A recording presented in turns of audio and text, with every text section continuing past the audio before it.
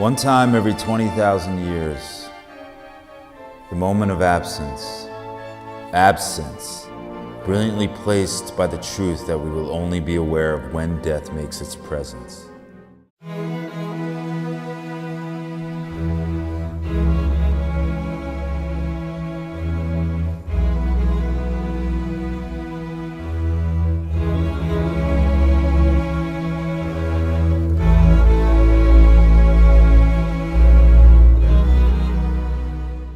In 2015, after I read a couple books, specifically one about the history of beauty and another one on literature, I decided to start writing random lines without worrying about any connections between them, without thinking of structure or if those lines were going to bring me a storytelling. All I focused on was to concretize some sort of sense of desperation, some kind of symbolism between the philosophical exert of nothingness and the idea of repetition that one can easily find in art, especially in music.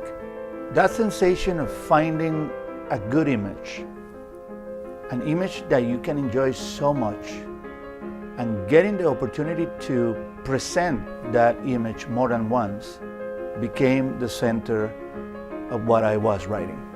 After a few pages, I realized that I was being accompanied by what I would call my influences. Writing something for the first time is extremely revelatory because the appealing of what is important for me is substantive. It was then when I realized this, that I now call a play, was conducted by who is probably one of my biggest influences, Mr. Richard Foreman. So I didn't stop writing till I had about 40 pages. I read the material, what I had written, and it was then when I started thinking on it as a theater play, a space where this play would take place. What kind of actors, voices, music, taking for granted that the explanation of what I had written was not strictly necessary. So the state of being nothing, or dealing with a non-existential entity, developed a rhythm that created a sensation of isolation.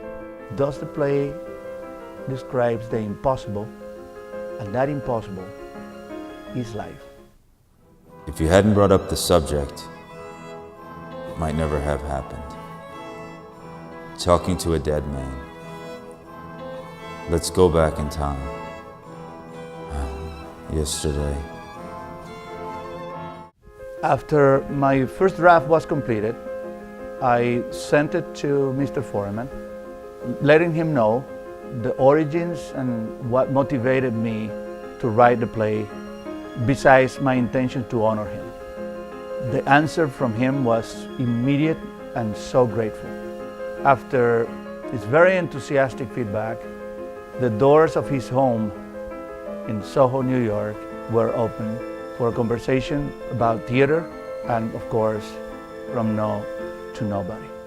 Now, when I read it, I knew it was a play, and probably be actors, but I read it almost as there must be some Beckett plays that are just voices, you know? Yes. As opposed to, because actors, with few exceptions, I don't know your actors, immediately concretize things in a way because there they are with their physical presence on stage, and it's very hard to find the balance between that dominating the event and the sort of eroticism of being in the audience and watching a physical body speaking and doing things.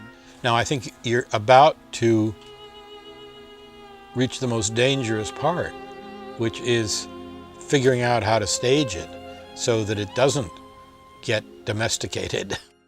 I cannot be 100% sure of what this play is about, but I know the drama in this play exists. Remember that since Parmenides in the 5th century before Common Era There has been rich commentary on whether an empty world is possible, whether there are vacuums, and about the nature of privations and negation. The no and the nobody is the beginning and the end of that universe that is only possible in your unconscious. In this play, the characters ask numberless questions, and most of those questions are questionable. Who promotes the impact? Where is Austria? Where is you and me besides you and me? What color is an orange? What's brilliant? For who? To who? Stop? Really? Where is the limit besides the sticky floor representing the waste of birth? What's the dripping theory about? Is the climax related to the bang?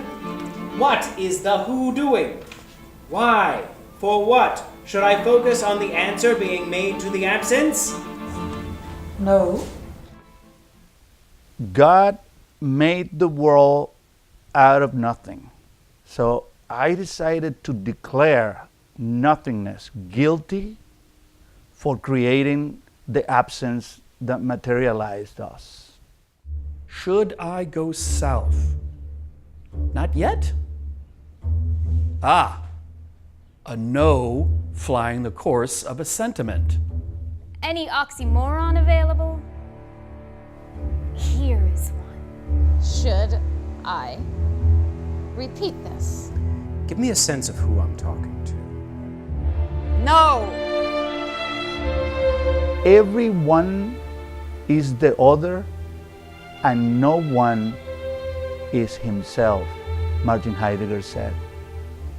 So obviously the debate in From No to Nobody is about identity, or as Richard Foreman said, about what I think is beautiful.